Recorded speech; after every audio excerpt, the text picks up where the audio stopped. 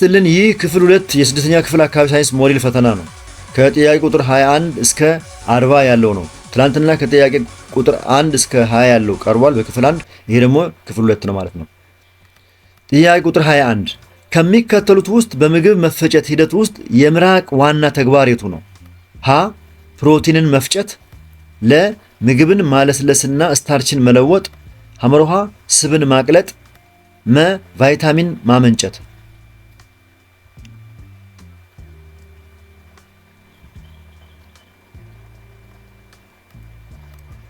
ምግብን ማለስለስና ስታርችን መለወጥ ካላችሁ ትክክል ነው። ምራቅ ምግብ በቀላሉ እንዲዋጥ ያደርጋል።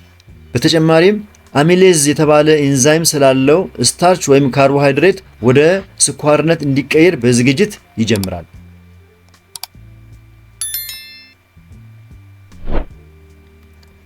ሃያ ሁለተኛ የሰውነትን ቆሻሻ በሽንት መልክ የሚያስወግደው የሰውነት ክፍል የቱ ነው? ሀ ሳምባ፣ ለ ኩላሊት፣ ሐመርሃ ልብ፣ መ ጨጓራ።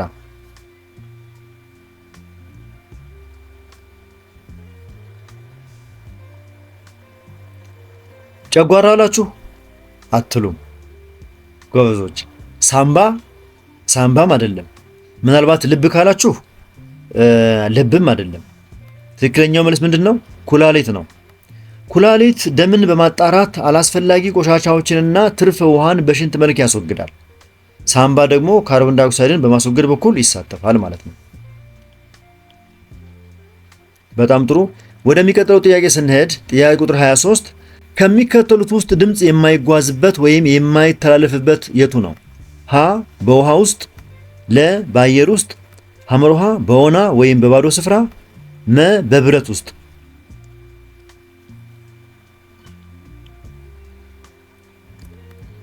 ትክክለኛው መልስ በወና የሚለው ነው። ድምፅ ለመጓዝ የግድ ቁስ አካል ያስፈልገዋል እንጂ በወና ውስጥ አይተላለፍም። በጠፈር ወይም አየር በሌለበት ባዶ ቦታ ላይ ድምፅ በፍጹም አይተላለፍም።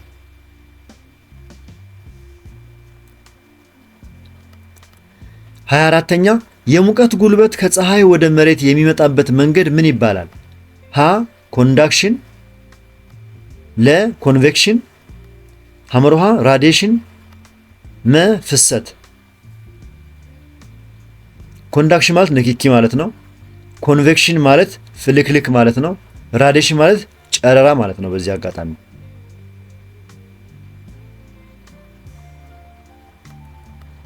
መልሱ ራዲዬሽን የሚለው ነው ወይም ጨረራ የሚለው ነው። ራዲዬሽን ሙቀት ያለምንም ቁስ አካል እርዳታ በሞገድ መልክ የሚጓዝበት መንገድ ነው። ኮንዳክሽን በጠጣር ወይም ንክኪ ቅድም ያልኳችሁ ነው። ኮንቬክሽን ደግሞ በፈሳሽና ጋዝ ውስጥ ሙቀት የሚተላለፍባቸው መንገድ ነው። ቅድም ያልኳችሁ ፍልክልክታ የሚባለው ነው። ስለዚህ ትክክለኛው መልስ ጨረራ ወይም ራዲዬሽን የሚለው ነው። 25ኛ ከአንድ አካባቢ ወደ ሌላ አካባቢ በትንኝ ንክሻ የሚተላለፈው በሽታ የቱ ነው? ሀ ወባ፣ ለ ኮሌራ፣ ሐመርሃ ሳምባ ነቀርሳ፣ መ ኤችአይቪ።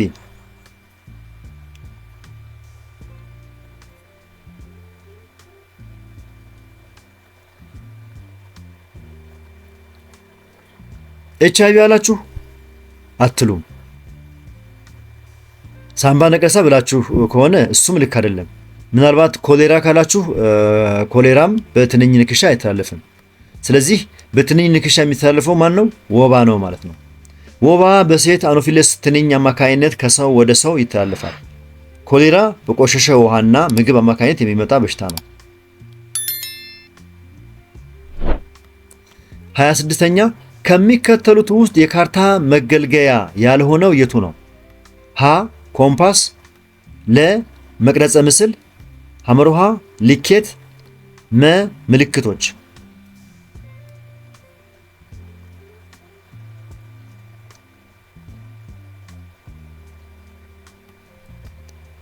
መቅረጸ ምስል ካላችሁ ትክክል ነው። ካርታን ለማንበብ ወይም ለመስራት ኮምፓስ አቅጣጫ ለማወቅ እና ልኬት ርቀትን ለማወቅ አስፈላጊ ናቸው። መቅረጸ ምስል ግን ምስል ለማንሳት እንጂ ለካርታ መሰረታዊ መገልገያ ተብሎ አይመደብም።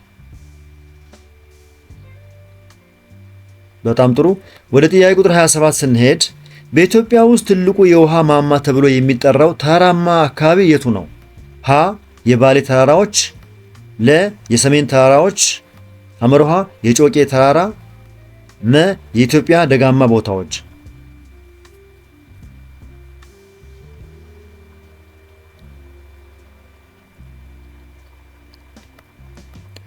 የኢትዮጵያ ደጋማ ቦታዎች ካላችሁ ትክክል ነው። ኢትዮጵያ በከፍተኛ ቦታዎቿ ምክንያት ብዙ ወንዞች የሚመነጩባት በመሆኗ የምስራቅ አፍሪካ የውሃ ማማ ትባላለች።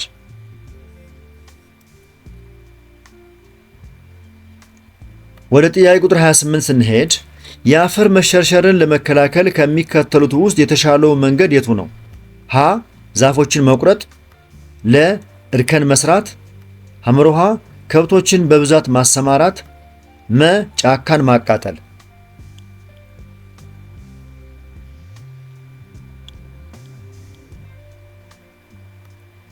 መልሱ እርከን መስራት ነው።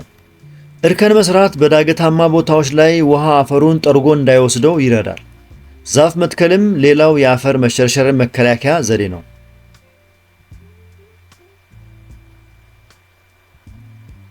እንቀጥል። ጥያቄ ቁጥር 29 በምስራቅ አፍሪካ ትልቁ የውሃ አካል ወይም ሐይቅ የቱ ነው? ሀ ጣና ሐይቅ፣ ለ ቪክቶሪያ ሐይቅ፣ ሐመርሃ ላንጋኖ ሐይቅ፣ መ አባያ ሐይቅ።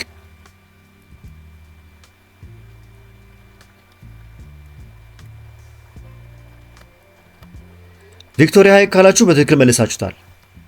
የቪክቶሪያ ሐይቅ በምስራቅ አፍሪካ ትልቁና የአባይ ወንዝ ዋነኛ ምንጭ ነው።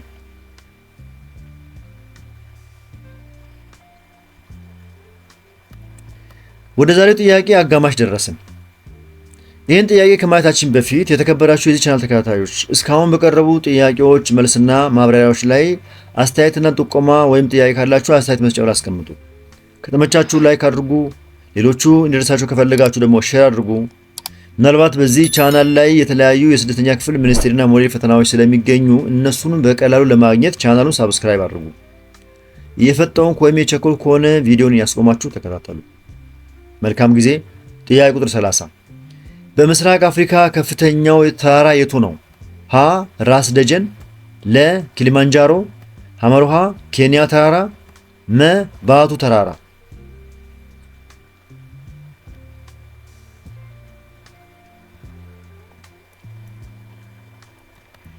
ትክክለኛው መልስ ኪሊማንጃሮ ተራራ ነው። የኪሊማንጃሮ ተራራ በታንዛኒያ የሚገኝ ሲሆን የአፍሪካ ከፍተኛው ተራራ ነው።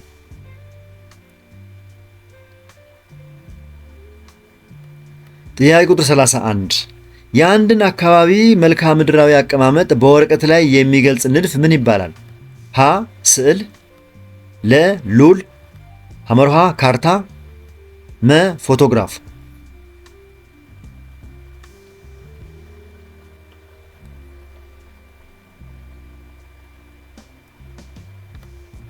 መልሱ ካርታ ነው።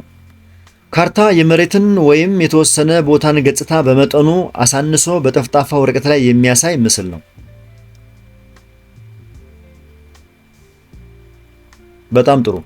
ጥያቄ ቁጥር 32 ምንድን ነው የሚለው? ከፍተኛ ቦታዎች ዝቅተኛ ሙቀት የሚኖራቸው ለምንድን ነው? እስኪ ለምንድን ነው? ሀ በስምጥ ሸለቆ ውስጥ ስለሚገኙ፣ ለ ከምድር ወገብ ርቀው ስለሚገኙ፣ ሐመርሃ ከባህር ወለል ባላቸው ርቀት ምክንያት ነው ወይስ በከፍተኛ ቦታዎች ላይ ስለሚገኙ?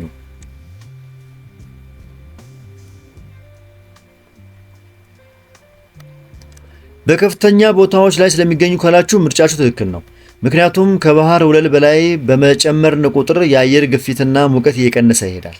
በዚህ ምክንያት ደጋማ ቦታዎች ከቆላማ ቦታዎች ይልቅ ቀዝቃዛ ይሆናሉ ማለት ነው።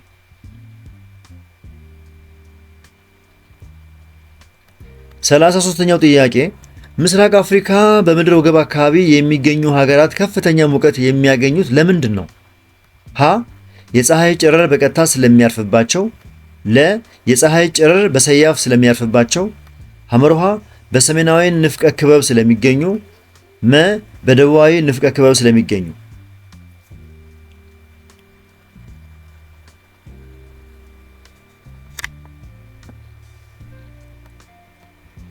የፀሐይ ጨረር በቀጥታ ስለሚያርፍባቸው ካላችሁ ትክክል ነው። ምክንያቱም በምድር ወገብ አካባቢ የፀሐይ ጨረር በ90 ዲግሪ ወይም በቀጥታ ስለሚያርፍ ከፍተኛ ሙቀት ይፈጠራል። ጥያቄ ቁጥር 34 በምስራቅ አፍሪካ በሰሜናዊ ክልል የሚገኙ ብዙ አካባቢዎች ዝናብ የሚያገኙት በየትኞቹ ወራት ነው? ሀ ከታህሳስ እስከ የካቲት፣ ለ በጥቅምትና በሚያዝያ፣ ሐመርሃ ከሰኔ እስከ መስከረም፣ መ በህዳርና በመጋቢት።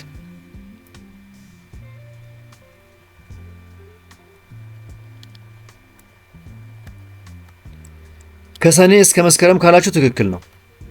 ሰኔ፣ ሐምሌ፣ ነሐሴና መስከረም በኢትዮጵያና በአጎራባች ሰሜናዊ የምስራቅ አፍሪካ ሀገራት ዋናው የክረምት ወይም የዝናብ ወቅት ነው።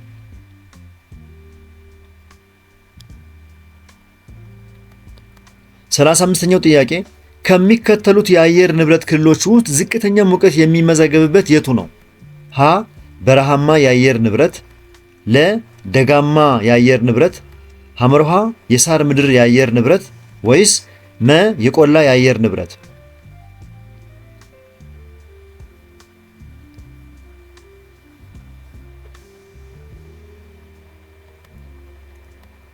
መልሱ ደጋማ የአየር ንብረት ነው። ደጋማ ወይም አልፓይን የአየር ንብረት በጣም ከፍተኛ ቦታዎች ላይ የሚገኝና በበረዶ ወይም በቀዝቃዛ አየር የተሸፈነ ነው። 36ኛ የህዝብ ቁጥር በፍጥነት መጨመር በአካባቢ ላይ የሚያመጣው ተጽዕኖ የቱ ነው? ሀ የተፈጥሮ ሀብት መጨመር፣ ለ የአካባቢ ብክለት መጨመር፣ ሐመርሃ የደን ሽፋን መጨመር፣ መ የንጹህ ውሃ መትረፍረፍ።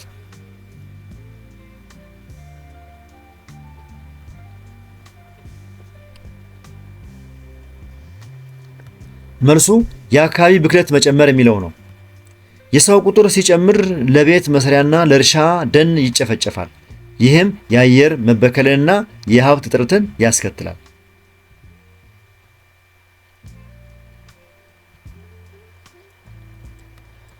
ወደ መጨረሻው የተደረስን ነው። ጥያቄ ቁጥር 37 ምንድን ነው የሚለው? ከሚከተሉት ውስጥ የታዳሽ ኃይል ምንጭ የሆነው የቱ ነው? ሀ የድንጋይ ከሰል፣ ለ የተፈጥሮ ጋዝ፣ ሐመርሃ የንፋስ ኃይል ወይስ መ ነዳጅ?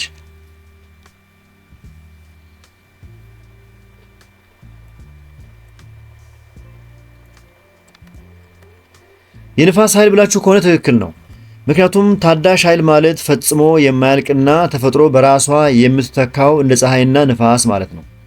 ስለዚህ ትክክለኛው መልስ የንፋስ ኃይል የሚለው ነው። 38ኛው ጥያቄ የምግብ መፈጨት ሂደት የሚጠናቀቀው በየትኛው የሰውነት ክፍል ነው? ሀ በትልቁ አንጀት፣ ለ በትንሹ አንጀት፣ ሐመርሃ በጨጓራ ነው ወይስ መ በጉሮሮ?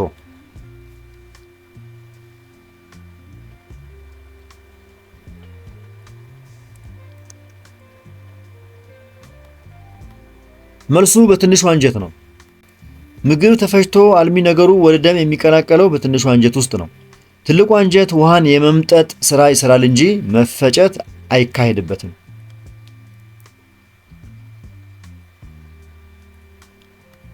ጥያቄ ቁጥር 39 የደም ግፊት በሽታን ለመከላከል ከሚከተሉት ውስጥ ትክክል ያልሆነው የቱ ነው? ሀ የአካል ብቃት እንቅስቃሴ ማድረግ፣ ለ ጨው በብዛት መጠቀም፣ ሐመርሃ ሲጋራ አለማጨስ ነው ወይስ መ ጤናማ ምግብ መመገብ?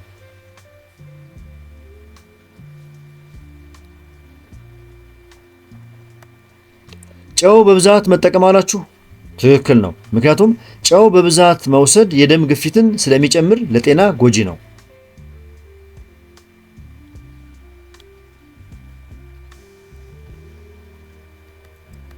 ወደዚህኛው አጠቃላይ የአካባቢ ሳይንስ ትምህርት የመጨረሻ ጥያቄ ደረስን። ጥያቄ ቁጥር 40 ክፍል 2 የመጨረሻው ይሄ ነው። ይህን ጥያቄ ከማየታችን በፊት የተከበራችሁ የዚህ ቻናል ተከታታዮች እስካሁን በቀረቡ ጥያቄዎች መልስና ማብራሪያዎች ላይ አስተያየትና ጥቆማ እና ጥያቄ ካላችሁ አስተያየት መስጫው ላይ አስቀምጡልኝ። ከተመቻችሁ ላይክ አድርጉ። ሌሎቹ እንዲደርሳችሁ ከፈለጋችሁ ደግሞ ሼር አድርጉ። እዚህ ቻናል ላይ የስድስተኛ ክፍል የሞዴልና የሚኒስትሪ ፈተና ጥያቄዎች ስላሉ እነሱን በቀላሉ ለማግኘት ደግሞ ቻናሉን ሳብስክራይብ አድርጉ። ምናልባት ይህን ጥያቄ በፒዲኤፍ ከፈለጋችሁ ሀሁቲው ቴሌግራም ቻናል ገብታችሁ እዛ ላይ ጆይን በማድረግ ታገኛላችሁ። የፈጠንኩ ወይም የቸኮልኩኝባችሁ ከሆነ ቪዲዮውን እያስቆማችሁ ማየት ትችላላችሁ። ከደከማችሁ አቋርጣችሁ ሌላ ጊዜ መከታተል ትችላላችሁ እንዳይሰለቻችሁ። ጥያቄ ቁጥር 40 የአንድ አካባቢ የተፈጥሮ ሚዛን እንዲጠበቅ ምን መደረግ አለበት? ሀ ደን መጨፍጨፍ፣ ለ አራዊትን ማደን፣ ሐመርሃ ደንና የዱር እንስሳትን መጠበቅ፣ ወይስ መ የፋብሪካ ቆሻሻን ወንዝ ውስጥ መጨመር?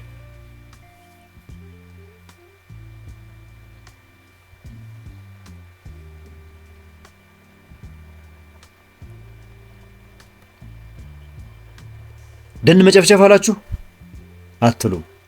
ምናልባት አራዊትን ማደን ብላችሁ ይሆናል። እሱም መልስ አይደለም። ግን የፋብሪካ ቆሻሻን ወንዝ ውስጥ መጨመር እሱም በፍጹም መልስ ሊሆን አይችልም። ስለዚህ ትክክለኛው መልስ ደንና የዱር እንስሳትን መጠበቅ የሚለው ነው። ለምን? ምክንያቱም ተፈጥሯዊ ሚዛን የሚጠበቀው እጽዋት፣ እንስሳትና አካባቢያቸው ሳይበላሹ ሲቆዩ ነው ብሎ 40ኛው ጥያቄ በዚህ ያበቃል። መልካም ዝግጅት፣ መልካም ጥናት። በሌሎች ትምህርቶች እስከምንገናኝ ቻው።